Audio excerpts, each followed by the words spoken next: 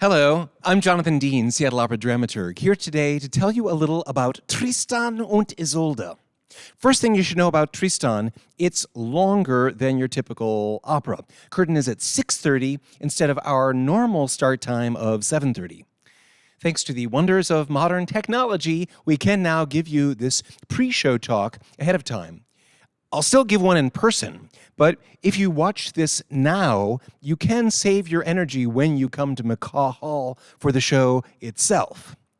Wagner's operas are amazing and awesome, but you don't want to be tired when you go. These shows demand everything you have to give.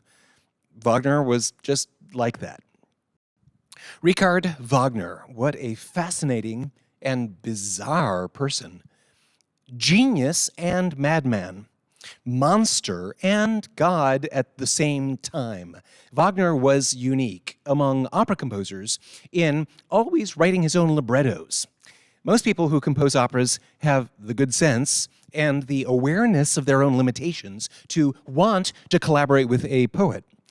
Wagner thought of himself as a poet first and foremost, and originally only taught himself to compose music in order to amplify his poetry. Also, his life's work was creating operas, but he hated opera, hated the way it was done in 19th century Europe, hated the audiences, the theaters, hated everything about it. In those days, opera was entertainment and social gathering. Art was one of its functions, but a little bit lower down on the list. Wagner was not interested in offering rich people diverting entertainments. He believed in art as a deeply serious endeavor, a sphere in which human beings try to create beauty, certainly, but also grapple with the biggest questions of human existence. All Wagner's operas are about sex, art, and religion. Tristan and Isolde is about those themes and lots more. Where to begin? With a romantic artist like Wagner, it's helpful to know a little about the artist's life if you want to understand his work. What do you need to know about Wagner's biography to appreciate Tristan? He was in his mid-40s when he wrote it, sixth of his 10 great masterpieces. A few years earlier, he had participated in a revolution. He used the printing press at the court theater where he worked to print seditious posters, and we think he ran guns, too. But that revolution had failed. Wagner's friends, who were the ringleaders, were sentenced to death, and Wagner found himself banished for life from the various German states. At this time, in 1849, there was as yet not a nation called Germany. Exile. Banished. Wagner had a habit of getting kicked out of places. It's one of the principal motifs in the opera of his life. About 10 years before that revolution, Wagner and his wife, Minna, had to flee the town where they were living in the middle of the night. Wagner had just lost his job, and his creditors were coming to throw him into debtor's prison. He and Minna ended up nearly dying at sea on an ill-fated sailing voyage, an experience that then inspired the cursed journey of the doomed wanderer in his first masterpiece, The Flying Dutchman.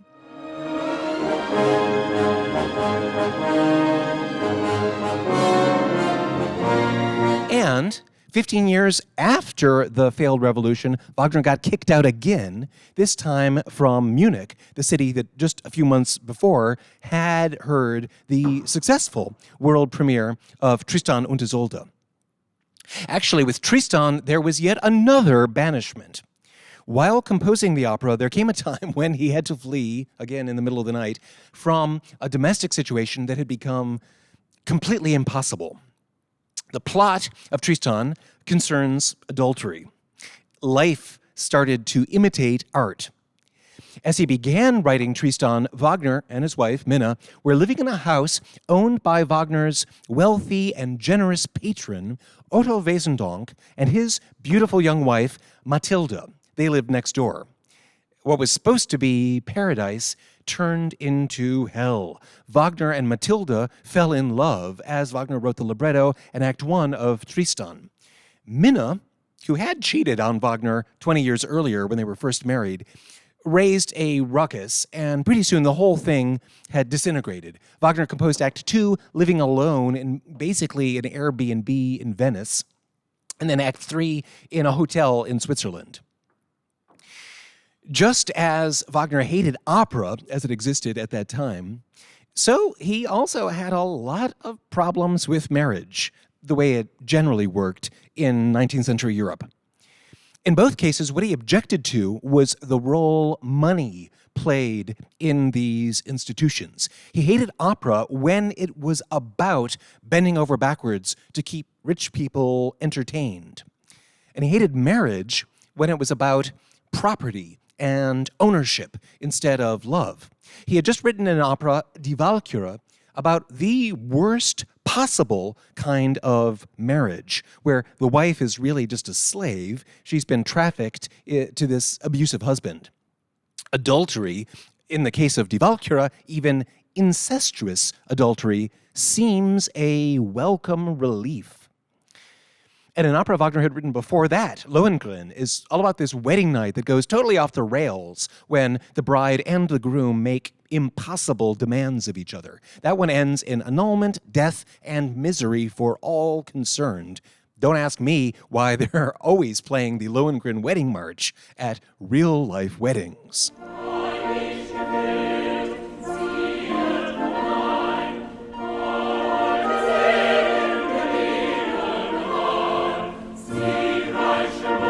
At the beginning of Tristan and Isolde, our main character, Isolde, is on her way to be married, and again, she is not happy about this impending wedding. Again, it's a property thing. Where in the ancient Celtic world, she's the Princess of Ireland, and she has to marry the King of Cornwall, southwest England, as part of a peace treaty that has just ended a war between their two countries. But she's not angry just because she's being pawned off in an arranged marriage for purpose of politics. The guy who arranged the marriage, Tristan, is the man she loves. She's so furious with him for blowing her over, for handing her off now that he's done with her to his old uncle, that she tries to kill Tristan. In fact, just a minute or two after the curtain goes up, she'll sing this terrifying rage aria.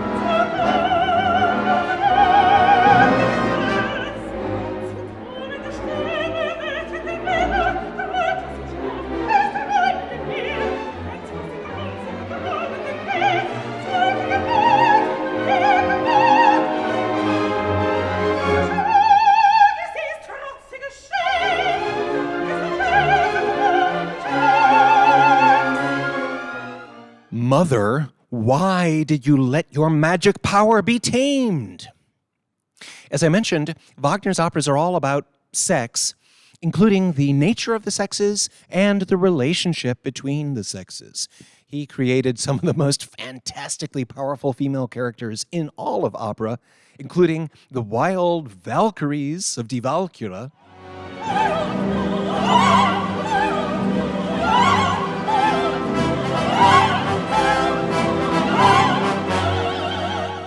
and the joyous Rhine daughters of Das Rheingold.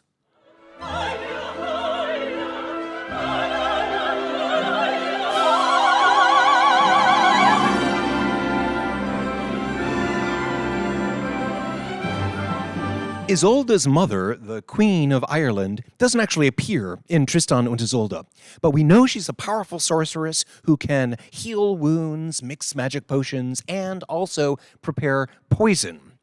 Isolde has inherited her power, although she isn't really in control of it yet. In the love triangle of this story, she'll play Guinevere, but she's also got more than a touch of Morgane Le Fay. It is a love triangle story because Tristan is deeply in love with her, too. He's only marrying her to his uncle because he wants to be the perfect knight, and that seemed like the right thing to do. Generous and community-minded and self-denying. He'll later explain this very poor choice he made by saying that he was deluded by the glitter of day, by pomp and circumstance, honor and reputation and fame. Again, trying to be the perfect chivalric hero.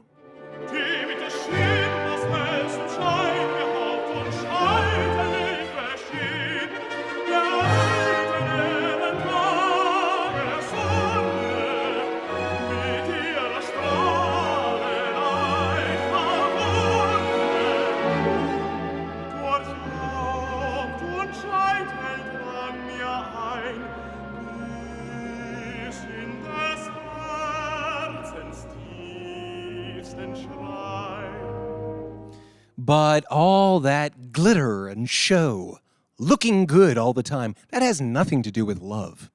Nemorino figured that out when he sang Una furtiva lagrima at the darkest moment of the Elixir of Love this summer. And Isolde figures that out when she remembers how she first fell in love with Tristan in the backstory before Act 1 began. It's a little complicated, bear with me. Isolde was originally supposed to marry Morold, a great Irish hero, but Tristan killed him in this war between Ireland and Cornwall. He sent Morold's severed head back to Ireland instead of the tribute Morold had intended to collect. But Morold had injured Tristan in their fight with a poisoned blade, the poison provided by Isolde's mother. And so Tristan had this horrible poisoned wound, and nobody knew how to heal it because of the queen's secret magic poisons. Tristan disguises himself, goes to Ireland, and kind of tricks young Princess Isolde into figuring out her mother's magic and healing the poisoned wound.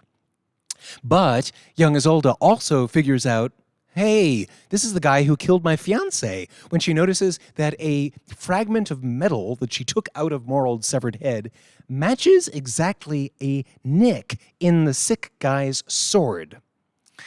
Isolde tells us what happened then.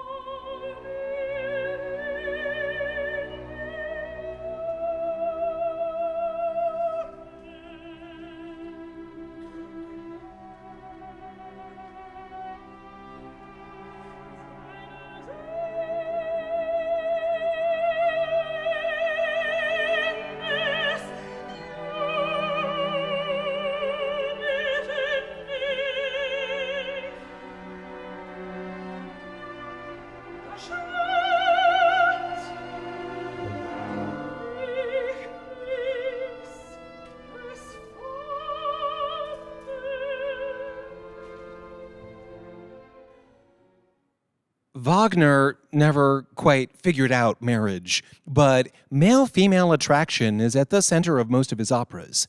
And he deeply believed that the essence of love, the purest kind of love, is compassion. They call it Mitleid, with suffering.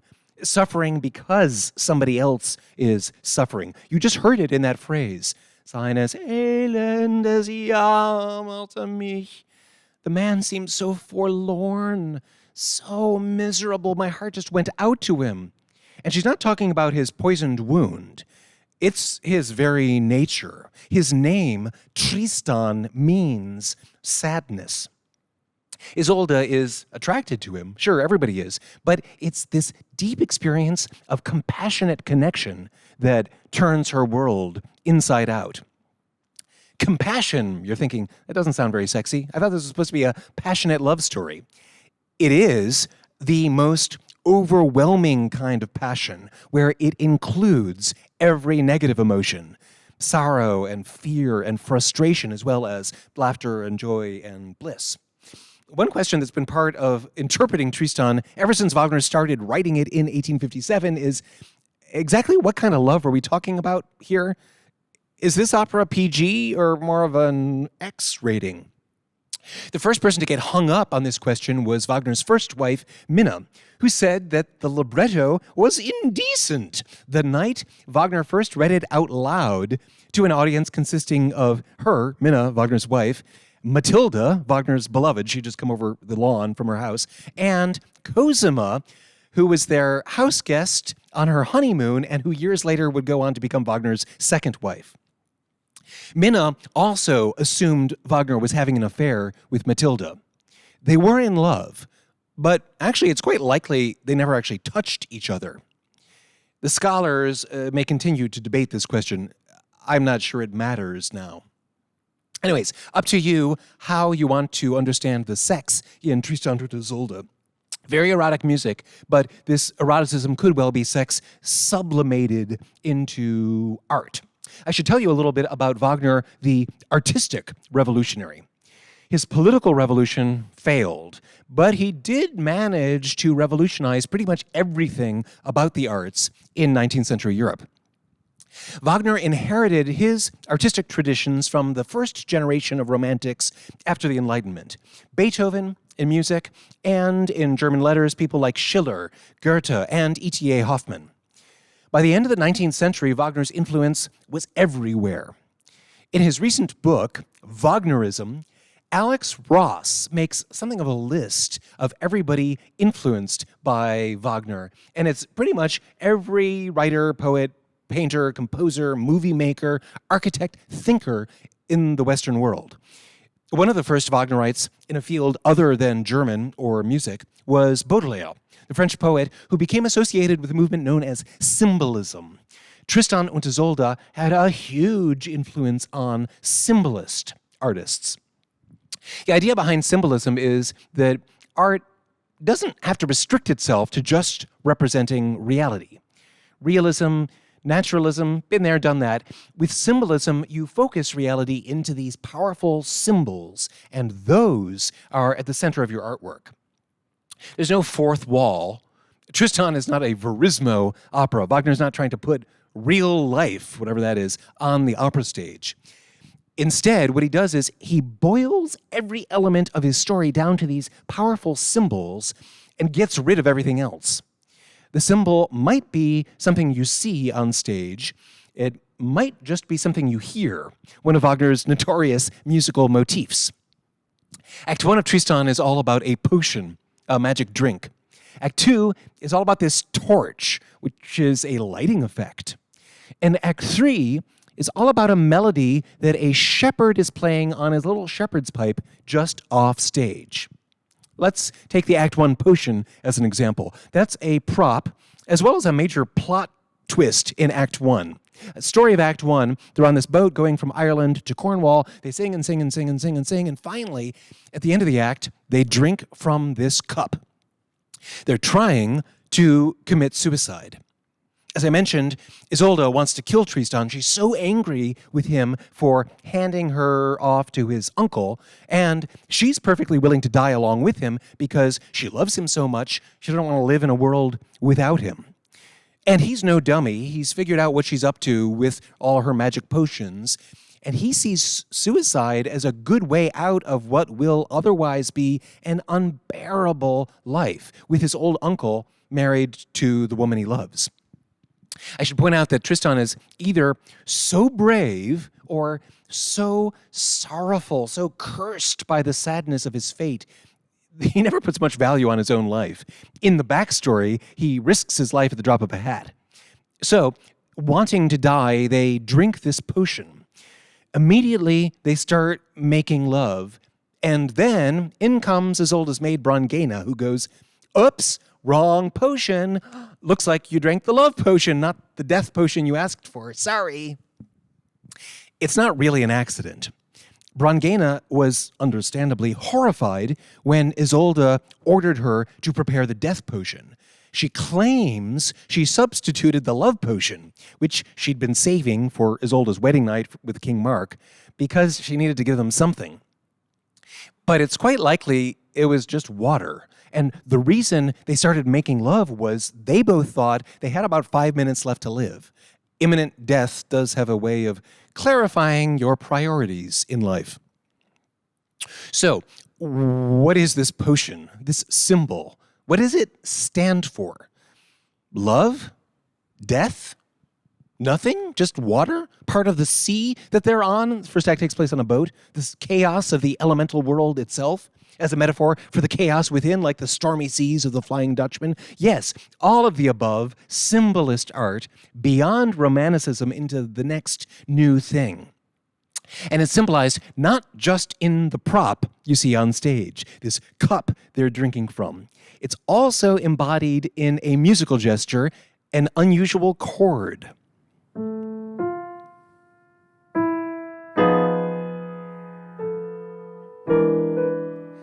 This chord, this one right here, has become known as the Tristan chord because of how characteristically it's used in this opera. It's both a musical image of that potion and everything it symbolizes, and that compassion, that deep and overpowering love Tristan and Isolde saw in each other's eyes when she dropped the sword before Act 1 began. That love is a yearning, a desire, a need, something that is never going to be satisfied while Tristan and Isolde are alive on planet Earth. So its music never resolves.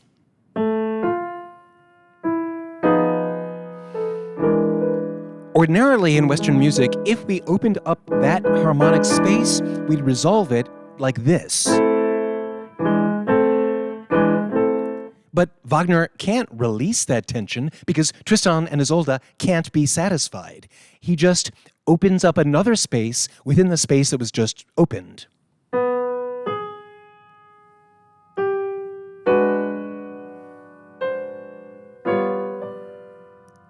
And on, like kicking a can forever down a road, or always wanting more of whatever it is you're addicted to. There's an astonishing passage at the top of Act 3. I mentioned it before. This is the English horn solo played by the shepherd, which Tristan will recognize as being his own motif, music for his eternal sadness and melancholy. Like his creator, Richard Wagner, he's in exile, banished, doomed to wandering. He was in Cornwall, then he went to Ireland, now he's in northern France, in Brittany, at this dilapidated heap, which is all that's left of his inheritance, his ancestral castle, tormented by this music that won't stop playing, won't resolve, and won't even settle down into a single home key.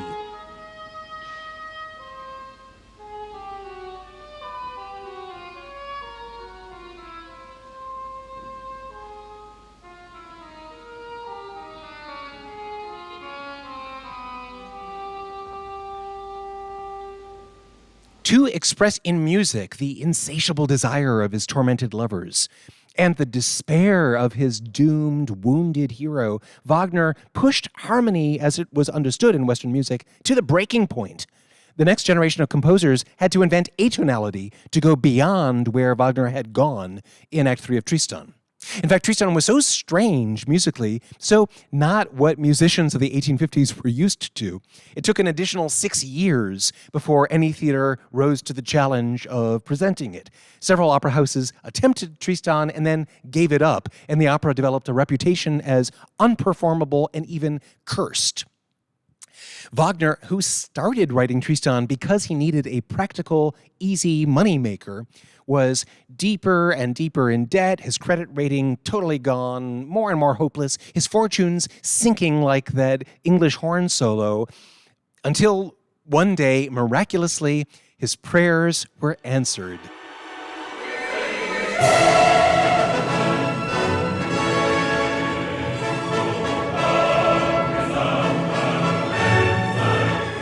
Ludwig II, the newly crowned 18-year-old boy king of Bavaria, sent for him. Ludwig adored Wagner's music and wanted to make Wagner his court composer. This was 1864. Tristan was finally given the next year in Munich, Ludwig's capital, with Ludwig paying for the production. And a few months after that, Wagner got kicked out of Munich. Not by the young king, he was still deeply smitten with Wagner, but by his court. The courtiers weren't the only ones in Munich to find Wagner dangerous and despicable, and this opera, Tristan, the worst thing that had ever happened in the history of art. Many considered it obscene and even blasphemous, which brings us to religion, another key theme when you're talking about Wagner. One thing that's curious, the opera is free of any reference to religion. Strangely, for a story coming out of Arthurian legend, and a work of art that's almost pre-Raphaelite in its 19th century fantasy of medieval Europe, there's no reference to anything Christian in Tristan und Isolde. Wagner just completed an opera, Lohengrin, about a struggle between pagans and Christians. And he was in the middle of writing The Ring, operas about old pagan gods and people who worship them. Tristan and Isolde are probably, like a lot of people in 19th century Europe, they might look like Christians or go through the motions of Christianity, but they're certainly not finding in that religion answers to the questions which are tormenting them. When he wrote this opera, Wagner was really fascinated by Buddhism, particularly concepts such as the veil of illusion, or Maya, and nirvana, a state free from the suffering of unfulfillable desire. That's really what Tristan and Isolde are talking about when, in Act 2, they wax poetic about day and night, Tag und Nacht. Day is delusion, mistaking the forms of this world for ultimate reality. And night is their portal to a kind of Buddha consciousness, an identification with everything, not just the self. Just before composing Tristan, Wagner had discovered the writings of Arthur Schopenhauer, the 19th century German philosopher most familiar with and enthusiastic about Eastern religious and philosophical traditions. More so than most composers, Wagner was deeply interested in philosophy. He had done his best to study Kant and Hegel and Feuerbach, but Schopenhauer was the one who really resonated with him.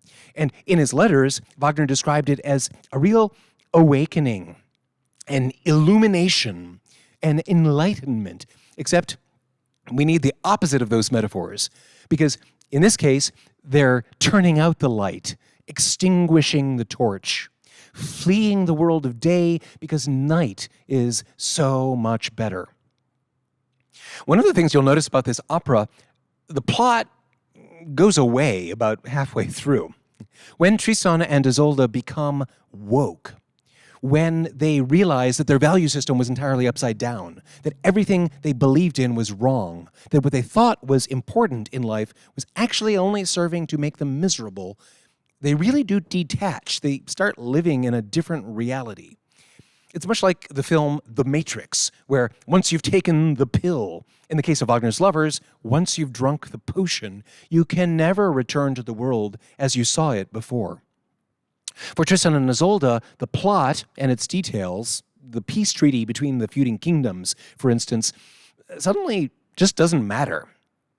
What matters to them is this mysterious, alluring experience of the night world, this erasing of all boundaries, becoming part of the eternal flow, the infinite wave of the world's breath. It's something that's difficult to talk about in words without sounding silly. Wagner does a much better job explaining what that's like with music.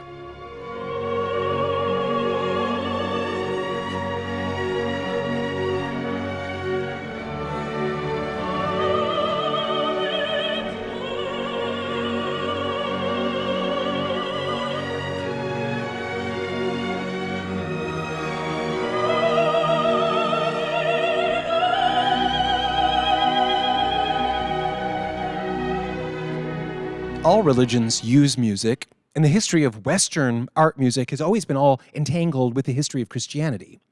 But here we are in a post-Enlightenment, industrialized or industrializing Western Europe with access to the books of wisdom, not just of the West, but now also of the East. Suddenly, artists like Wagner are talking about ideas and experiences for which they've never really had a vocabulary before in the West.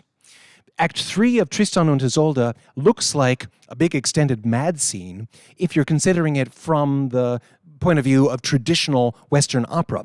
But step back a bit for a wider perspective.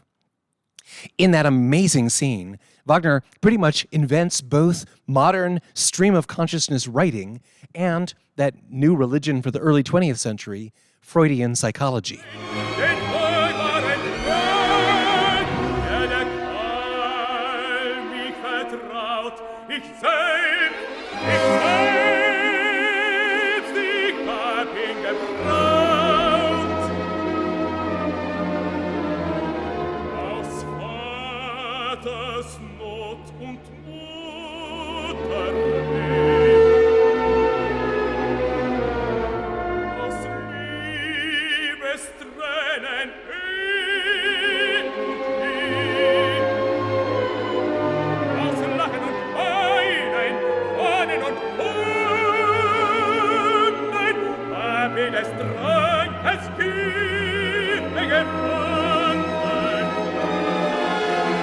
Wagner interrupted writing his enormous ring cycle because he felt like he had to write Tristan, had to get it out of his system. What's the ring about? Well, a lot of things. One of the bigger picture through lines there is it's about the death of God, or the gods, or a god. What happens to a community or a culture when they outgrow the religious framework they used to find meaning in life? Tristan takes up the same subject, but it's an even wilder ride because the opera is so tightly focused on just these two people. What happens when John and Jane Doe outgrow the value system that helped them make sense of life? Well, they go on this quest, this journey in search of meaning, leading where? Where are they at the end? Is this tragedy or some newfangled kind of divine comedy? Up to you, really. Wagner doesn't give us answers with his art. At the final tableau, there are corpses littered all over the stage, as in a tragedy, but you've never heard such beautiful music. It's worth 4 hours of dissonance and unrelieved musical tension just for the gorgeous song you get at the end. So, is it a happy ending? Hard to say. That built-in ambiguity is what keeps us producing these operas over and over again. What does it mean? It's a bit like a Rorschach test. It doesn't mean anything. It just is. But what you find in it may be a clue to a bigger question. Who are you? Whoever you are, thank you for your interest in Tristan und Isolde and Seattle Opera. And a few practical reminders before I let you go. Plan your night at the opera carefully. You don't want to show up exhausted from a long day at work or a lot of exercise. For this art, you really do need to lean in and be present, be aware, be there. And do whatever you want in the lobby. Snack at intermission is not a bad idea. But when they start ringing those bells, go and take care of matters before you sit down in the theater, because each of the 3 acts is longer than an hour. Your fellow patrons, lost in artistic ecstasy, won't appreciate you stumbling over them in the middle of the act, and you won't want to miss a note of this gorgeous opera.